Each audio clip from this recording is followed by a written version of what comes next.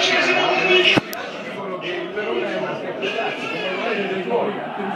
Due squadre che prendono una partita in questo campionato della vita lunga, poi è vero come dice Davide che ogni squadra deve mantenere la propria identità, no?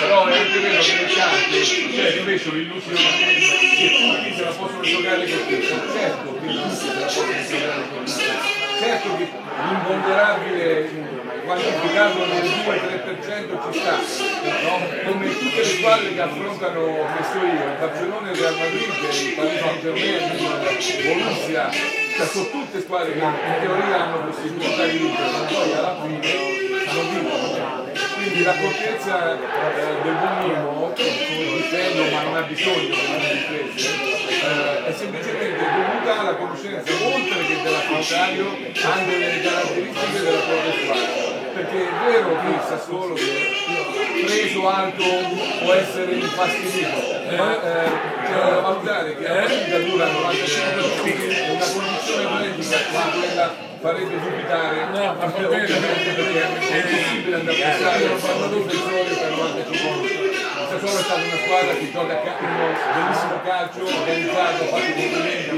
personali al tempo, perché è una squadra veramente messa nel campo, ma non solo, gioca con grande serenità, viene allenata da un allenatore che oltre a sapere quello che vuole è sereno e con tutte le cose. La Granada ha aperto il serbatoio e ha insegnato